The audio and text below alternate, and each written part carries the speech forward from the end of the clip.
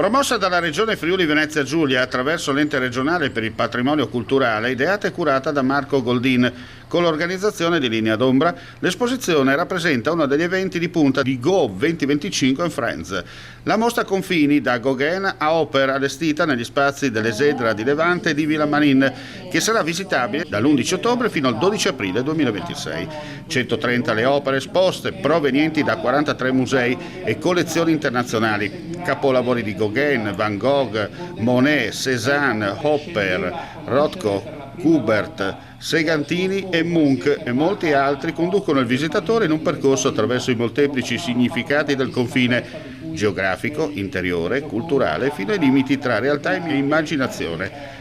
Si tratta della mostra più significativa mai realizzata dalla Regione Friuli Venezia Giulia, per un valore di oltre 1,7 miliardi di euro. Volevamo rilanciare questo luogo magico, Villa Manin, la reggia della Repubblica di Venezia, con una grande mostra, confini da Gauguin a Hopper, che cantasse anche la visione della nostra regione per il futuro, che terra di confine è la cultura di frontiera, a metà strada tra la visione politica e il genere letterario. Ospitare un progetto di questa portata, la Regione ha completato il restauro dell'Esedra, rimasta incompiuta dagli anni 90, trasformandola in uno degli spazi espositivi più attrezzati d'Italia, getta le basi per poter ospitare ulteriori esposizioni di altissimo profilo.